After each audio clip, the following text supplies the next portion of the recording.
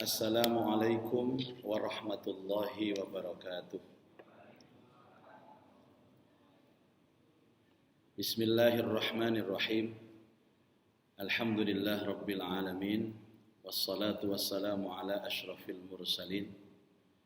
Sayyidina wa habibina wa syafi'ina wa qurrati a'yunina Muhammadin sallallahu alaihi wasallam wa ala alihi wa ashabihi wa tabi'ina ajma'in.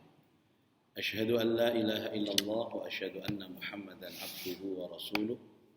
Allahumma salli ala sayyidina Muhammadin wa ala alihi wa sahbihi ajma'in. Subhanaka la ilma lana illa ma 'allamtana innaka antal alimul hakim wa tub alaina innaka antat tawwabur rahim warhamna birahmatika ya arhamar rahimin. Amma ba'du. Ma'asyiral hadirin wal hadirat, muslimin muslimat, Bapak Ibu jamaah salat subuh Masjid Baitul Haq rahimakumullah. Alhamdulillah wa syukrulillah, pagi ini atas izin Allah kita dapat hadir kembali untuk memakmurkan masjid yang sangat kita cintai ini dengan melaksanakan salat subuh berjamaah. Mudah-mudahan yang kita lakukan semuanya menjadi ibadah yang diterima oleh Allah, dapat menghapus dosa-dosa kita, membuka pintu berkah dan rahmat Allah dalam hidup kita. Mugi-mugi barokah jamaah subuh, sedaya pinaringan sehat wal afiat. Yang punya urusan semoga dimudahkan urusannya oleh Allah. Yang punya hajat semoga dikabul hajatnya. Yang punya masalah semoga diberikan jalan keluarnya. Tambah umur, tambah istiqomah ibadahnya. Kapanpun kita menghadap kepada Allah benar-benar membawa husnul khatimah. Al-Fatihah. A'udzubillahi minasyaitonir rajim. Bismillahirrahmanirrahim. Alhamdulillah rabbil alamin arrahmanir rahim maliki yaumiddin. Iyyaka na'budu wa iyyaka nasta'in. Ihdinas shiratal mustaqim. Shiratal ladzina an'amta 'alaihim ghairil maghdubi 'alaihim waladdallin. Amin. Para jamaah, hari ini kita akan melanjutkan kajian ayat-ayat doa. Dan ini adalah edisi yang kelima. Insya Allah kita bahas adalah ayat yang ke-8 dan 9 surah Ali Imran. Sebelum saya bahas ini, saya mau review apa jamaah ini seiling apa mboten. Undang satu-satu lali kabeh. Insya Allah masih ingat Pak, karena semuanya ada dalam Quran ini. Artinya kalau kita lupa, sampai di rumah kita cek kembali. Yang pertama itu dalam surah Al-Fatihah, ayat ke-6 Bapak Ibu. Masih ingat ya? Ihdinas siratal mustaqim. Kalimat doa Al-Quran yang pertama itu ada pada ayat ke-6 surah Al-Fatihah. Tunjukkan ya Allah kami ke jalan yang lurus. Ini yang pertama. Masuklah kita di dalam surah Al-Baqarah. Al-Baqarah ini yang pertama kali melonceng doa itu adalah Nabiullah Ibrahim alaihi salatu wassalam di dalam ayat yang ke 100 berapa? 127 ya. Doanya Rabbana taqabbal minna innaka antas samiul alim. Itu doanya Nabi Ibrahim. Insya Allah semua sudah diamalkan ya. Yang ketiga doanya orang yang berhaji. Al-Baqarah 201 itu apa? Rabbana atina fid dunya hasanah wa fil akhirati hasanah wa qina adzabannar. Ini pasti sudah diamalkan. Kemudian doa Nabi Allah Daud alaihissalam di akhir juz yang kedua itu Rabbana afrigh alaina sabra wa tsabbit aqdamana wansurna 'alal qaumil kafirin. Dan yang terakhir pertemuan kemarin sebelum Ramadan kita membahas tentang doa Rasulullah ya yang ada dalam akhir surah Al-Baqarah. Rabbana la tu'akhidhna in nasina aw akhtana. Rabbana wa la tahmil 'alaina isran kama hamaltahu 'alal ladzina min qablina, dan seterusnya. Ini edisi yang kelima. Kita akan membahas di surah Ali Imran ayat 8 dan 9. Bunyinya doa Rabbana la tuzigh qulubana ba'da idh hadaitana wa hab lana min ladunka rahmah innaka antal wahhab. Disempurnakan ayat ke-9, Rabbana innaka jami'un nas liyaumil la raiba fi innallaha la yukhliful mi'ad. Di beberapa kajian tafsir tematik, doa ini adalah doa untuk menguatkan dan mengokohkan hati setelah kita mendapat hidayah. Jadi Bapak Ibu, doa untuk mengokohkan hati itu ada dua. Mengokohkan hati dalam konteks sebelumnya hatinya masih lemah, masih sering goyang, masih mencela-mencele, masih pelin-pelan, artinya kadang-kadang semangat, kadang-kadang enggak semangat. Subuh itu kadang-kadang kalau semangat itu, subuhnya jam 4, datangnya jam 3. Tapi kalau sudah semangatnya turun, subuhnya setengah 7. Nah ini ada doa sendiri. Tapi doa dalam Ali Imran ayat 8 dan 9 ini, ketika sudah kokoh, jangan goyang lagi. Ketika sudah kokoh, jangan ambyar lagi. Itu doanya ini. Dan ini wajib dibaca setiap sholat. Tadi saya baca doa ini dalam sholat. Wajib dibaca. Ada yang mengatakan ini doa istiqomah. Jadi yang sudah dibangun ini Pak, jangan sampai lemah lagi. Ini cocok dibaca setelah Ramadan. Karena rata-rata orang itu kalau sudah Ramadan semangat, setelah Ramadan turun. Tapi bukan jamaah sini Pak, itu jamaah jauh sekali. Ini kalau sini, ya hampir sama dengan itu. Termasuk yang ngomong ini Bapak Ibu. Kan kalau kita menyadari bahwa fungsi kita diciptakan adalah wa ma khalaqtul jinna wal insa illa liya'budun. Tidaklah aku ciptakan jin dan manusia kecuali untuk ibadah kepadaku. Ibadah itu pintunya apa Bapak Ibu? Ibadah itu pintunya menjalankan perintah dan menjauhi larangan. Tidak hanya itu, menjalankan perintah dan menjauhi larangan ini harus dilandasi dengan karena Allah. Nah, karena Allah, lillah. Makanya setiap niat itu semuanya adalah lillah. Apalagi urusan haji nih Pak. Haji itu saya teliti ayatnya, lillahnya depan belakang. Ada ayat mengatakan walillahi 'alan nasi hajjul bait, dan hanya karena Allah manusia diperintahkan untuk haji ke Baitullah. Ada lagi yang di belakang wa atimmul hajja wal umrata lillah. Coba. Ini kalau enggak lillah hangus pahalanya haji Bapak Ibu. Terutama saat-saat sekarang ini yang serba tidak pasti. Saya juga berniat haji tahun ini tapi nunggu visanya belum turun. Visa Furoda seluruh Indonesia sampai detik ini belum turun. Berapapun Anda membayar, visanya belum turun. Ada yang mengatakan bagaimana kalau saya tambahi 2 kali lipat Ustaz? Bisa nggak turun? Nggak bisa.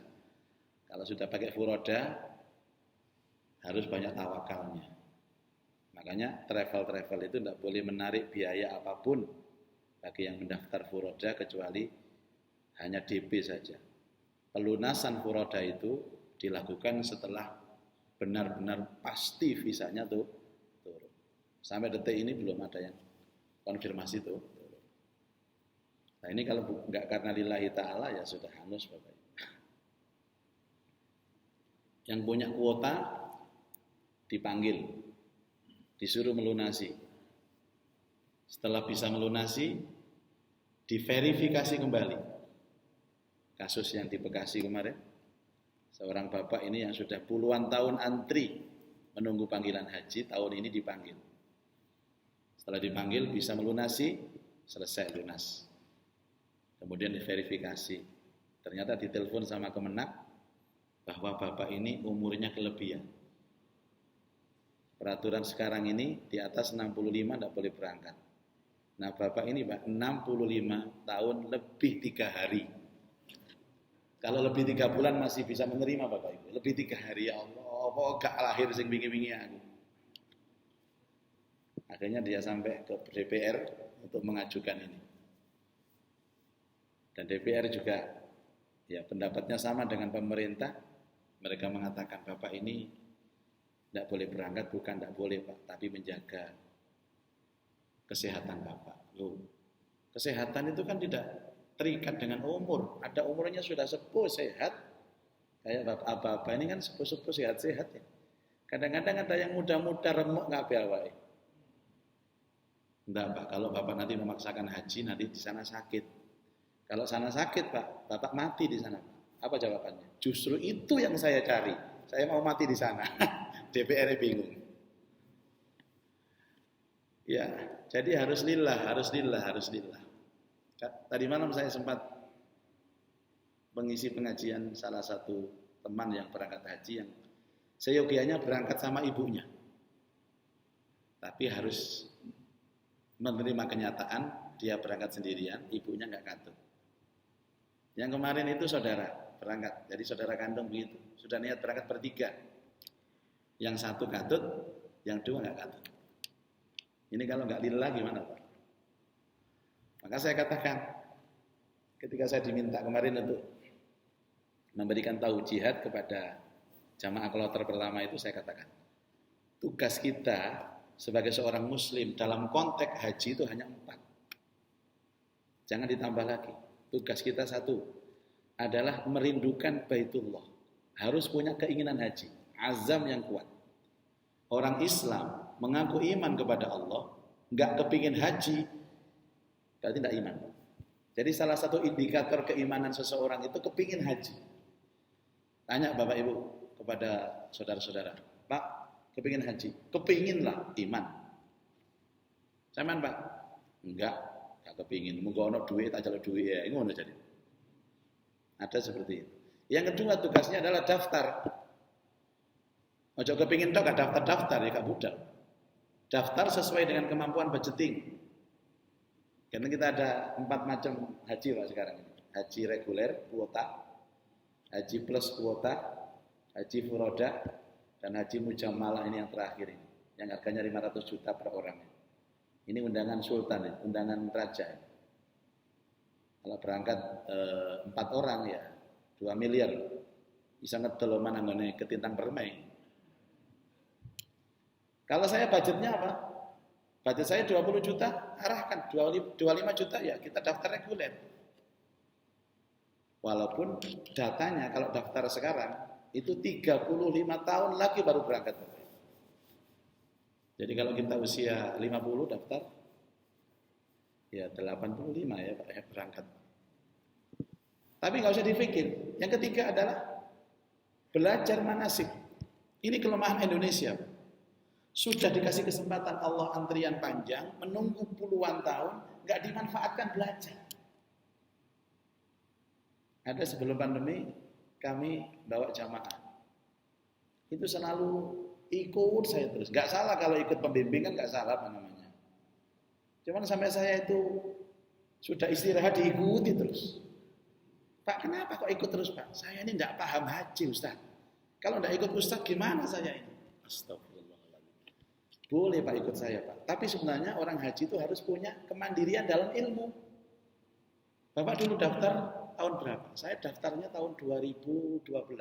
Berangkatnya 2017. Loh, sekian tahun ini kok nggak sinau tuh loh Pak. Heran aku ngomongin. Kan kita sudah sadar bahwa sempurnanya ibadah itu pasti dengan ilmu. Qabul tidaknya haji kita karena ilmu. Ya itu saya malas ya belajar Pak ini. Nah yang keempat yang penting adalah doa Bapak Ibu. Doa. Jadi rindukan Baitullah, daftar sesuai kemampuan, belajar manasik haji, dan berdoalah kepada Allah. Yang tidak boleh kita pikirkan adalah kapan berangkat itu urusan Allah. Kapan berangkat itu urusan Allah. Lalu kebanyakan orang itu belum melakukan yang 4 ini, sudah berpikir yang 1. Belum daftar ngomong nang traveling. Kalau kapan berangkat? Lho ya apa? Wong duit turun tiket no travel kok mikir berangkat. Wong sing wis lunas gak berangkat. Ini aneh gitu. Bapak Ibu. Lah doa yang kita pelajari ini adalah doa untuk minta kekuatan setelah Allah Ta'ala memberikan hidayah kepada kita. Makanya kalimat doanya Rabbana la tuzigh qulubana Ya Allah, ya Tuhan kami, la tuzigh qulubana. Janganlah engkau condongkan hati kami. Engkau bengkokkan hati kami. Engkau lemahkan semangat kami. Ba'da idh hadaitana, setelah engkau memberikan hidayah kepada kami. Wahab lana, dan curahkan kepada kami min ladunka rahmat dari sisimu. Innaka antal wahhab, sesungguhnya engkau adalah zat yang maha memberi. Hadirin Bapak Ibu, doa ini sebenarnya adalah reaksi dari ayat sebelumnya. Karena ini ayat 7, ayat 8 maaf, maka kita harus sedikit membuka ayat ke-7. Di ayat ke-7 itu Allah menjelaskan wallazi anzala alaikal kitaba minhu ayatun muhkamatun hunna umul kitab wa ukharu mutasyabihat fa ammal ladzina fi qulubihim zaygun fayattabi'una ma tashabaha minhu ibtigha'al fitnah wa ibtigha'a ta'wili wa ma ya'lamu ta'wilahu illallah warrasikhuna fil ilm yaquluna kullun min 'indi rabbina wa ma yadhakkaru illa ulul albab. Allah yang menurunkan Al-Qur'an kepadamu. Dan di dalam Al-Quran itu ada ayat yang muhkam, ada ayat mutasyabih. Ada ayat yang jelas pemahamannya, ada ayat yang samar-samar. Yang jelas itu seperti apa, Pak? Jangan menikahkan anak putrimu dengan musyrik, itu tidak pakai tafsir bisa itu. Nikah beda agama itu jelas menodai Al-Quran, itu sudah tidak pakai tafsir, apalagi multi tafsir tidak ada. Itu jelas. Yang nggak jelas itu ayat apa? Contohnya Alif Lam Mim, ya, Yasin, Toha, itu artinya apa? Nggak ada yang tahu. Nah, ada dua orang karakter di sini Bapak Ibu. Pertama, karakter orang-orang yang diberikan Allah kemantapan dalam pemahaman ayat. Jadi pokoknya ada yang Allah sampaikan itu dia respon dengan iman Bapak Ibu. Ini pasti benar. Warasihun, namanya rasihun itu orang yang punya iman yang mantap. Yaquluna aman Nabi, ini pasti dari Allah dan aku beriman kepadanya. Walaupun ayat itu tidak masuk akal pada dirinya. Ya, tidak masuk akal. Bukan ayatnya tidak masuk akal, tapi akalnya mungkin kurang bisa menjangkau ayat itu. Tapi orang yang kuat, Pak, ini dari Allah dan yakin ini benar. Ini dari Allah, ini benar. Tapi kalau ada orang yang kedua ini Bapak Ibu, apa yang dari Allah itu dipikir-pikir dulu.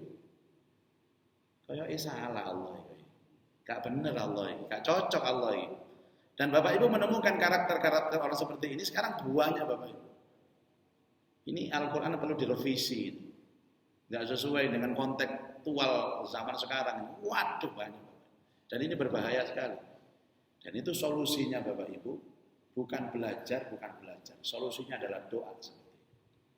Jadi doa ini Rabbana la tuzigh qulubana adalah ingin mohon kepada Allah supaya dikuatkan lagi. Kalau panjenengan gumbulan dengan orang-orang yang sama-sama yakin begini Bapak enak. Mungkin doa ini tidak terlalu bukan diperlukan, tidak terlalu punya efek.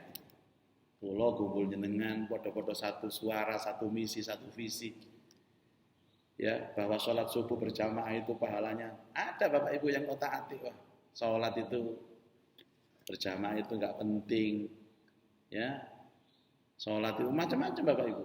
Jadi apa yang disampaikan Allah itu diotak-otak kembali, diusrek kembali sehingga menjadikan hatinya apa? Mutaghayyir, ragu-ragu. Islam ini benar apa enggak sih?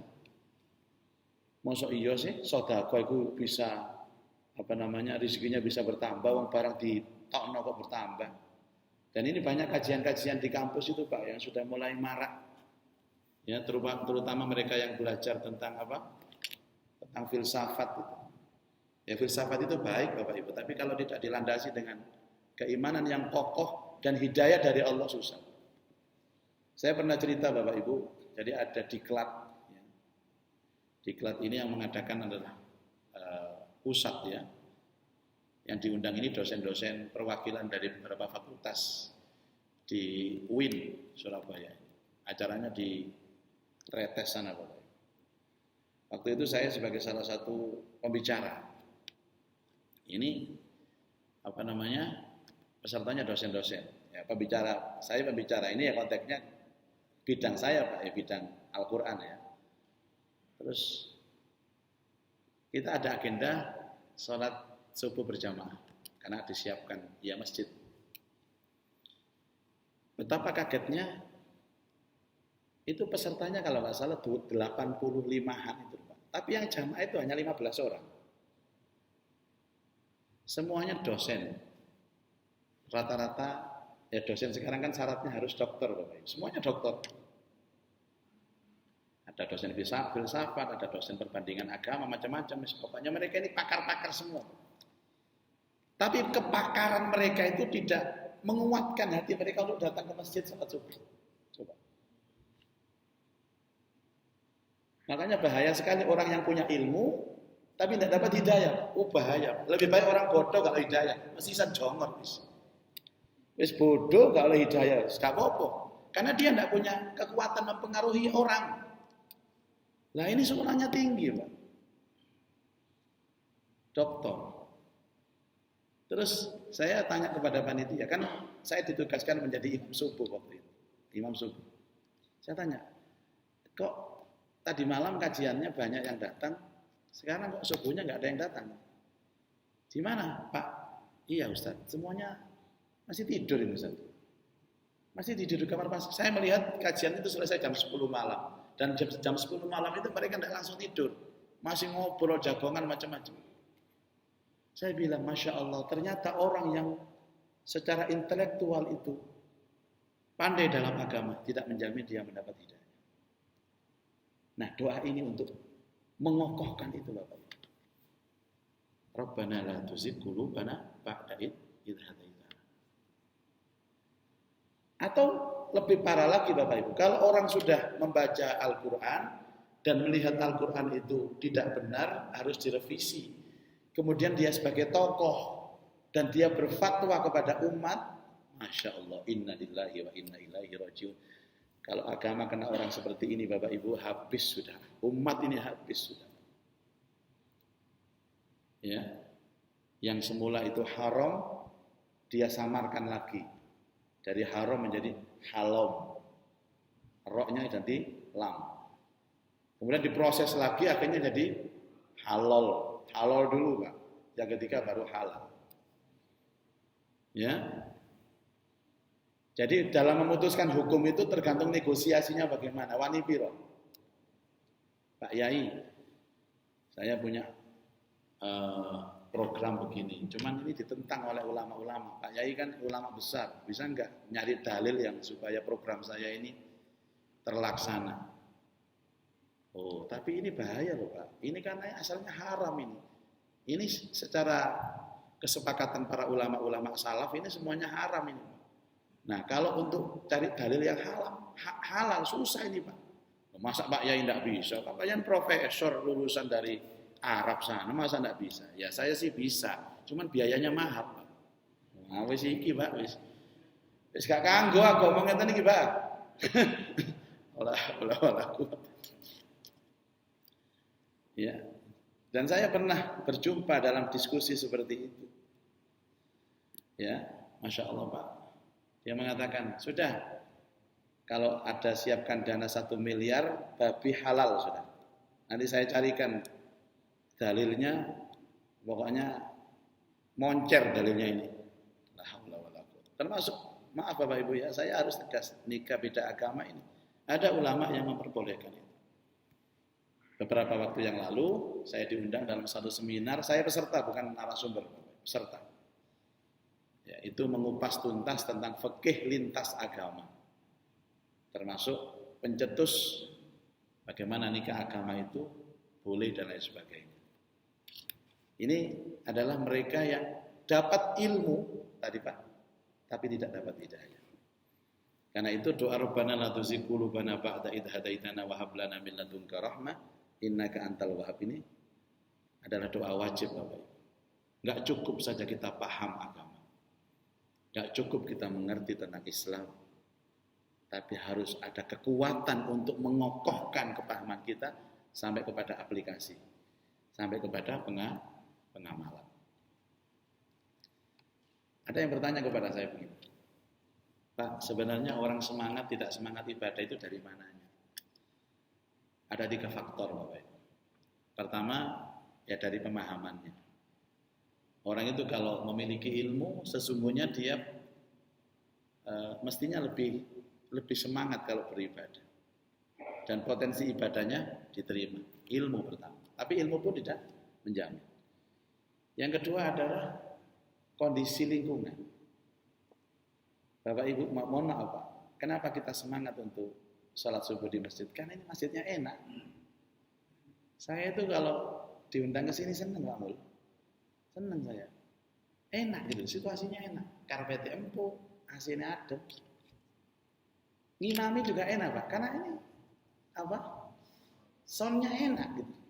Saya ini serak sekali Pak, tapi kalau sudah kena Baitul Haq jadi enak gitu. Jadi suara berebek itu, ngimami tadi enak. Betul. Itu salah satunya kita semangat. Salah satunya kita semangat. Di samping juga ada penyemangat dari teman-teman jamaah ini. Saya itu ada diundang masjid Bapak Ibu. Masjid itu memang walaupun tidak pandemi, tidak ada karpetnya masjid itu. Wis tekel gak tape api. Gak dikai karpet bisa. Mike, waduh gak enak belas. Lebih enak enggak pakai mic ngimami daripada pakai mic. Ustaz bisa enggak ngisi pengajian? Waduh Pak, saya ada acara bareng Pak. Maaf Pak, enggak bisa datang saya. Enggak semangat itu. Jadi penyemangat itu juga bisa dari keadaan lingkungan. Nah, kemudian yang ketiga adalah terjaganya badan kita ini, tubuh kita ini dari kemasukan barang haram. Jadi ada potensi males yang tidak nampak, itu sebabnya apa Pak? Ada barang haram masuk di situ. Kalau dilihat Masjid TV Sapi, ya, segala yang menyangkut sholat jamaah terpenuhi, dicarikan imam yang hafal Quran, suara bagus, kajiannya juga mungkin bagus-bagus, masjidnya didesain bagus, indah, nyaman, kemudian teman-temannya juga banyak penyemangat, ternyata gak budal masjid. Bisa jadi karena makanan haram. Rasulullah berkali-kali mengingatkan bahwa makanan haram ini fatal Bapak Ibu. Kalau kita beribadah tidak diterima sama Allah. Dan susah orang itu istiqomah kalau makanannya haram. Tapi yang paling penting dari itu adalah hidayah. Saya kemarin mengilustrasikan tentang membangun semangat itu lewat pribadi kita Pak. Dalam satu statement bahwa Rasulullah itu berhaji 1 kali dalam kehidupan beliau. Dan haji beliau itu disebut dengan haji wada, hujjatul wada. Apa artinya wada itu? Pamitan, perpisahan, terakhir. Jadi wada itu 3, pamitan, perpisahan, haji terakhir. Dulu kalau di madrasah-madrasah di kampung itu ada haflatul wada namanya. Setiap akhir tahun itu ada akhirus sana, ada haflatul wada, ada haflatul imtihan. Itu sama artinya, perpisahan. Kenapa demikian Bapak Ibu? Karena Nabi itu sejak awal diberitahu Allah bahwa hajinya itu adalah haji terakhir. Dan perilaku hajinya Rasulullah itu menjadi perilaku terakhir dalam kehidupan Nabi. Sehingga ayat terakhir yang diturunkan kepada Rasulullah itu diturunkan pada saat Rasulullah di Arafah dan Mina. 3 ayat Bapak Ibu. Ini diperdebatkan para ulama. 3 ayat terakhir ini yang paling akhir yang mana? Bagi saya tidak penting itu perdebatan itu. Yang penting 3 ayat terakhir ini turunnya di mana? Di Mina.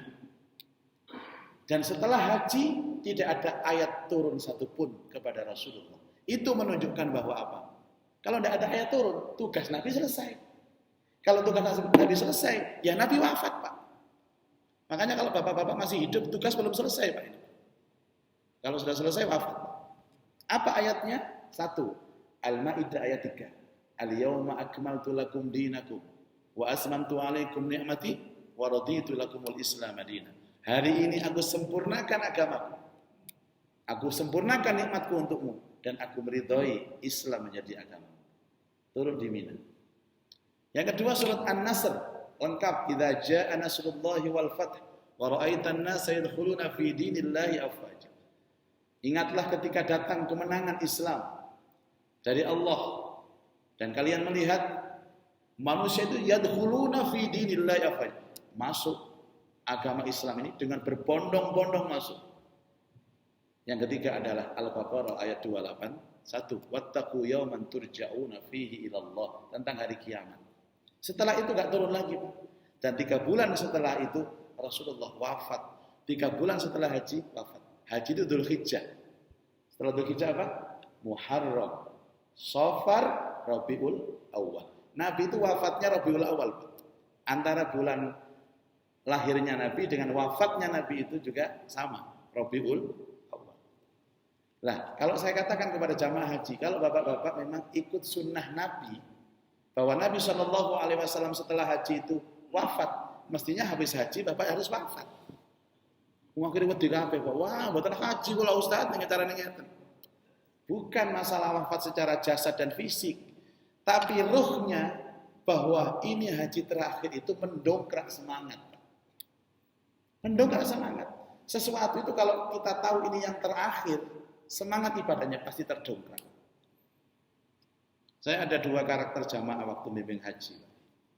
Ini suami istri, Masya Allah.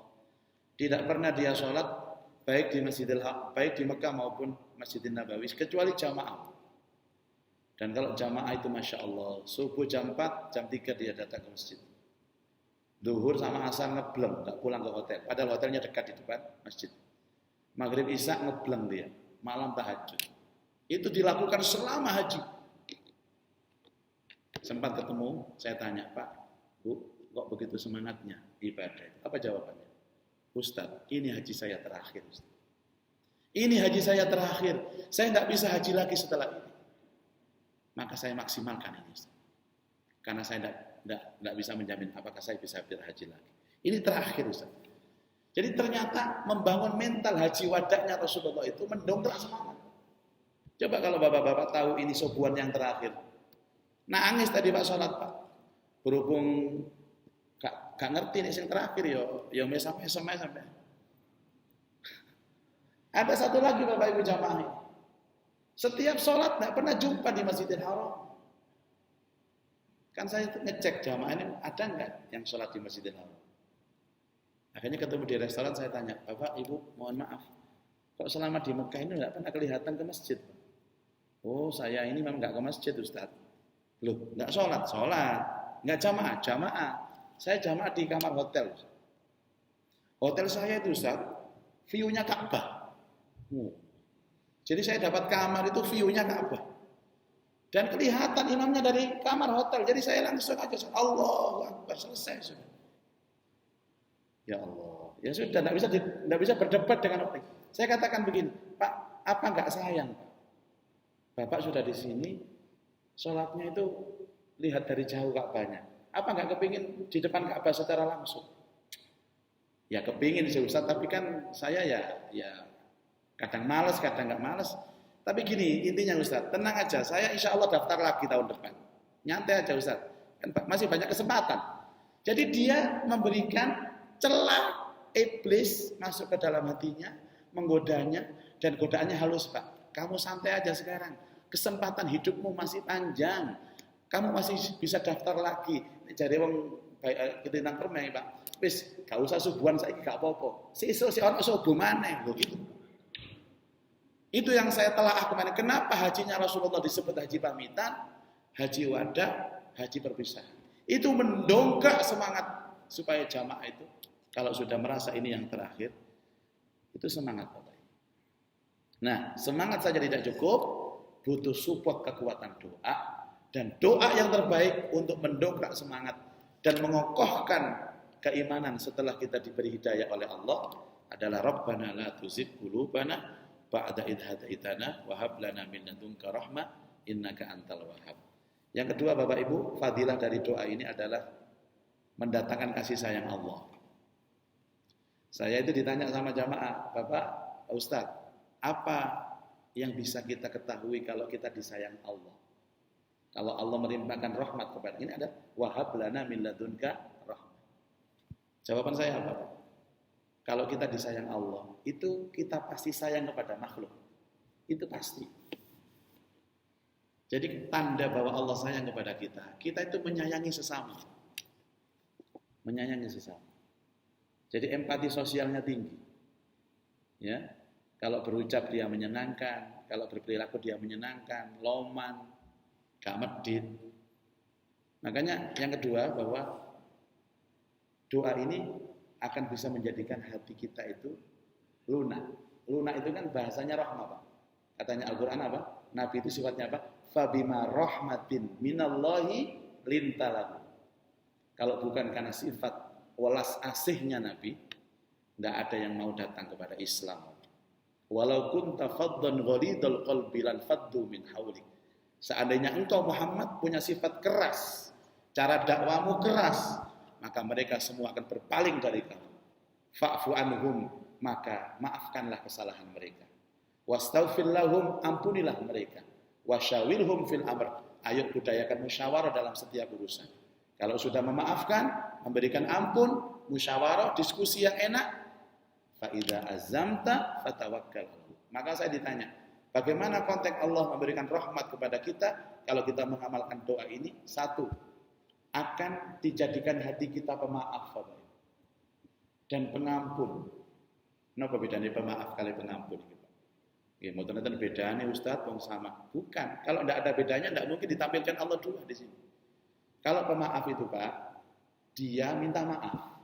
Salah ke kita, dia minta maaf. Kita maafkan. Kalau pengampun itu dia salah ke kita, dia tidak minta maaf atau belum sempat minta maaf, kita ampuni. Itu bedanya. Harus dua-duanya. Kan ada orang ngomong ini, aku nek dek gak njaluk sepuro Mas, kata sepuro dek ngono ngomong. Orangnya nggak datang tapi nggak pernah datang orang seperti itu di Masjid Baitul Hakim. Minta maaf atau tidak, saya maafkan. Terus wasyawirhum fil amr. Orang kalau dapat rahmatnya Allah itu senang berdiskusi. Diskusi itu rohnya apa sih, Pak? Minta masukan, minta pendapat. Bah, terus pun tiba itu nih, Pak. Kalau ngeten iki. Jadi lebih apa? Mengutamakan orang lain lebih baik dari saya. Saya minta pendapat apa? Itu apa? Musyawarah. Yang ketiga, berikut musyawarah ini kan apa? Sebuah langkah untuk melatih hati menerima pendapat orang lain dan membersihkan hati bahwa yang paling benar bukan kamu. Katanya Imam Syafi'i, bisa jadi kamu benar tapi mengandung salah. Bisa jadi orang lain salah tapi mungkin mengandung benar. Itu rahmat Allah. Dan puncak rahmat Allah itu, hati ini dijadikan tawakal. Fa'fu anhum, wastaghfir lahum, wasyawirhum fil amr, fa idza azamta fatawakkal 'ala Allah. Ini yang disebut dengan tafsir ayat bil ayat. Maka dikatakan, apa indikator atau tanda orang mendapat rahmat Allah? Satu, hatinya diberikan welas asih, mudah memaafkan, mudah mengampuni, senang minta pendapat dan berdiskusi musyawarah, dan hatinya dijadikan pasrah kepada Allah. Jadi ada dua konteks, mengokohkan iman setelah dapat hidayah dan mohon kepada Allah agar diberikan rahmat. Wa hab lana min ladunka rahmat. Innaka antal wahhab. Ini keterangan doa edisi yang kelima, Bapak Ibu. Mumpung masih 5, Pak, mohon dihafalkan ya, Pak ya. Mohon dihafalkan. Mumpung masih 5. Nanti kalau sudah khatam, Pak. Tapi alasannya takmir gampang. Nanti sudah khatam Ustaz, kita ulang lagi dari awal. Ngono terus. Ya memang watawasau bil haqqi. Kajian Al-Quran itu tidak bisa sekali, Bapak. Ide-ide atau inspirasi Quran itu selalu muncul. Kalau sekarang kita menafsirkan surat Al-Fatihah, bulan depan kita menafsirkan Al-Fatihah itu pasti ada inspirasi yang baru. Itulah karakter Al-Quran. Makanya kalau ada orang mengaji tafsir tapi dibaca terus diterjemahkan, tidak bisa, Bapak Ibu. Ini banyak kandungan-kandungan yang ada di dalamnya ini, Pak. Banyak. Dan tafsir yang terbaik adalah tafsir ayat bil ayat. Satu ayat menguatkan ayat yang lain. Terima kasih, semoga menjadi keterangan yang manfaat. Saya akan memberi kesempatan kepada para jamaah. Mungkin ada yang ingin bertanya. Saya persilahkan, Bapak Ibu. Boleh tentang tema ini atau yang lain. Monggo. Kalau ada, saya persilahkan. Silahkan, Pak. Agak kurang jelas Pak, mungkin sebentar. Ya.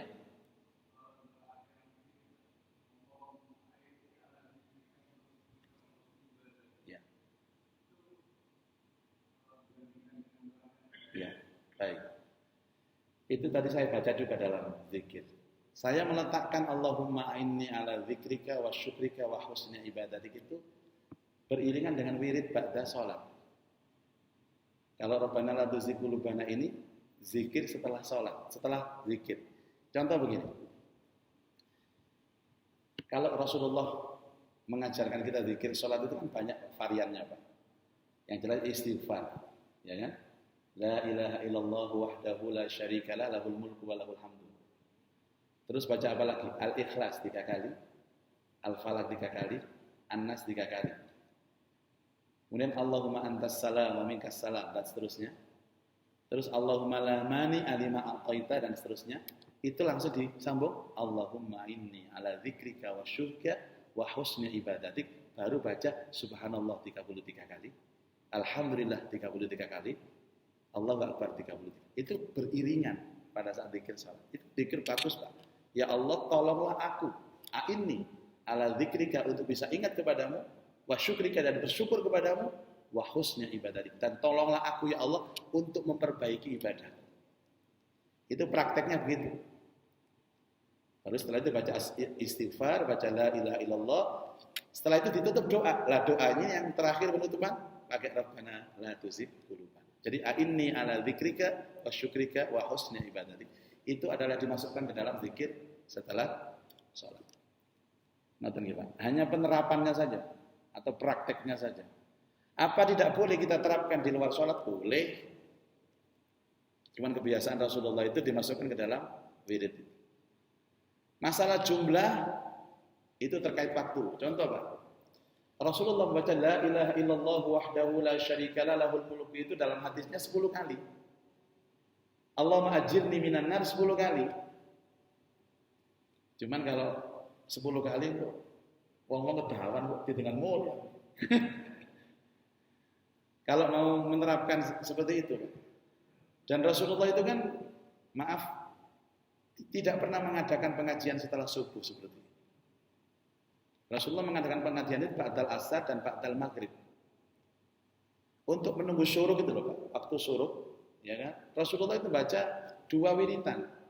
Jadi beliau berada di tempat sholatnya, tidak batal, dan baca la ilaha illallah wahdahu la syarika lahul mulku wa lahul hamdu itu, wa huwa ala kulli syai'in 100 kali. Ditambah subhanallahi wa bihamdi subhanallahil azim 100 kali. Ternyata kalau kita terapkan itu Pak, selesai 100-100, syuruk langsung sholat 2 rakaat, pahalanya haji mabrur. Tapi sekarang kita ganti dengan pengajian, tidak ada masalah Pak. Ya. Cuman ini kan sama-sama menunggu syuruk dengan pengajian, menunggu syuruk dengan wiritan. Ini saya sarikan dari kitab Al-Adhkar An-Nawawi, zikir Rasulullah yang dikarang Imam Nawawi. Baca la ilaha illallah wahdahu la syarika 100 kali, subhanallah bihamdi 100 kali. Itu pas Pak. Seumpama para jamaah tidak megang jam, tidak ada tanda mau buta seperti ini, terus pengen sholat suruh. Sholat suruh kan harus hubungan sama sholat subuh. Ya Bapak setelah sholat subuh, zikir biasa itu, dilanjutkan la ilaha illallah 100 kali, subhanallah bihamdi 100. Tapi bacanya tartil. La ilaha illallah wahdahu la syarika lah, lahul mulku wa lahul hamdu wa huwa ala kulli syai'in qadir. La ilaha illallah wahdahu la syarika. Itu kalem baca Nabi. Nah ini sama nang baca nang hati ya cepet akhirnya. No. Itu pas. Itu zikirnya loh. Kalau pengen tahu detailnya, Bapak bisa beli buku judulnya Al-Adhkar An-Nawawi. Zikir Rasulullah. Saya mengaji ini di beberapa masjid di Surabaya ini. Di kantor pajak sama Pertamina itu kitabnya sama. Al-Adhkar An-Nawawi. Ternyata banyak dari kita itu yang tidak paham tentang bagaimana zikir Rasulullah. Dibaca kapan, berapa kali juga enggak paham. Ngerti nggih Pak? Mungkin satu lagi Bapak Ibu untuk takmul, apa mul? Nonton TV.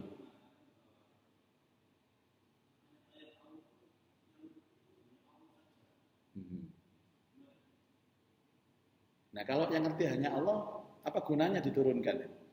Betul, Pak. Pasti yang menurunkan ayat, yang paling paham adalah yang menurunkan ayat. Yang paling paham maknanya adalah yang punya ayat, itu jelas. Tapi tujuan Quran ini diturunkan kan supaya kita paham dan mengamalkan. Makanya Allah mengutus Rasul sebagai juru bicaranya untuk menerjemahkan Quran kepada manusia. Ya. Jadi gini, objek dari Quran itu siapa? Manusia. Bukan hewan, bukan kambing, bukan burung, bukan manusia. Jadi setiap kali kita membaca Quran ini, seakan-akan Allah itu ngajak kita ngomong. Dan yang paling paham Quran, ya Allah. Dan Allah memahamkan Rasulnya, agar Rasulnya ini memahamkan kita semua. Makanya satu persatu, ada satu ayat, kadang turunnya itu hanya 2 ayat, Bapak Ibu. Kadang satu kali turun 5 ayat, kadang 4 ayat. Itu diprotes sama orang-orang kafir. Memang Tuhannya Muhammad itu tidak punya kemampuan apa untuk menurunkan Quran sekaligus. Dan itu jawaban langsung dijawab oleh Allah. Kami turunkan ayat sedikit demi sedikit untuk apa? Linusabbita bihi fu'adak, agar mengokohkan hafalan Muhammad dan mengokohkan pemahaman Muhammad, warattalnahu tartila, dan agar mereka itu membaca dengan tartil. Salah satu fungsi Al-Quran diturunkan bertahap sedikit demi sedikit agar manusia bisa paham. Contoh Bapak Ibu, kalau hari ini temanya doa Al-Quran, saya kasih langsung 10 doa. Apa buatan kelengernya kan? Makanya satu-satu, sedikit demi sedikit. Betul, yang paling paham itu Allah, tapi Allah mengutus Rasulnya untuk memahamkan Quran kepada umatnya agar diamalkan dalam kehidupan sehari-hari. Saya tahu statement itu kan dilakukan oleh seseorang yang ingin didik jangan kembali kepada Quran. Kita kan punya akal. Bahwa akal kita ini digunakan untuk membangun kehidupan. Saya katakan tidak. Akal kita fungsinya untuk merespon Al-Quran dengan baik supaya akal ini terarah. Ya. Sehingga ngatur hidupnya itu benar-benar pas. Ada sebuah hadis, siapa yang menafsirkan Al-Quran dengan akalnya, faliyatabawa maq'atahu minan nar, dipersilahkan dia untuk masuk neraka.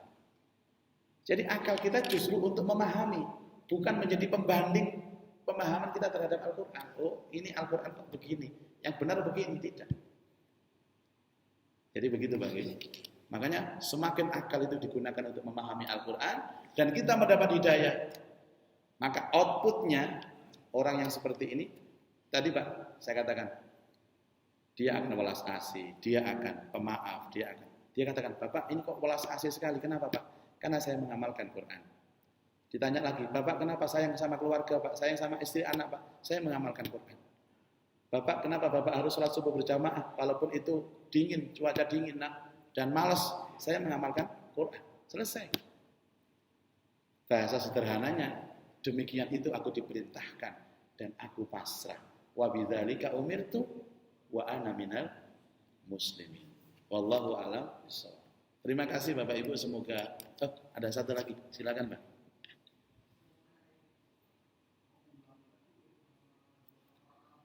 Doa para nabi. Yang apa itu? Oh ya. Baik. Saya review kembali ya Pak. Pertama itu kan surat Al-Fatihah ya, doanya di ayat ke-6. Ihdinas siratal mustaqim. Enggak apa-apa saya ulang, saya dapat pahala banyak. Yang kedua itu doa Nabi Ibrahim alaihi salatu wassalam yang tertuang di dalam surah Al-Baqarah. Saya cross check biar enggak salah Pak. Rabbana taqabbal minna innaka antas samiul alim, itu 163 Al-Baqarah. Berikutnya doa sapu jagat. Ini doa para nabi juga. Itu ada di dalam surah Al-Baqarah ayat 201.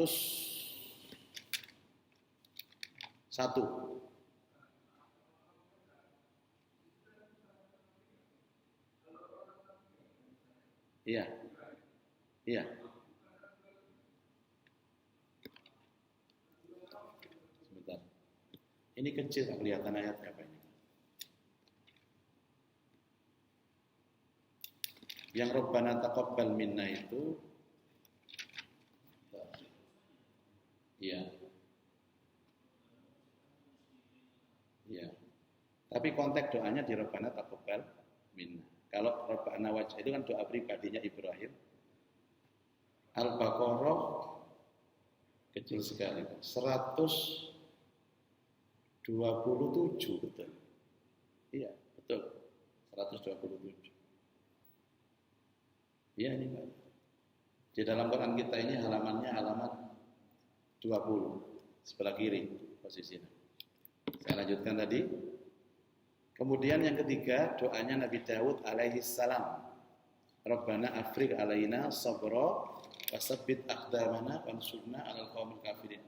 Itu di 250 Al-Baqarah.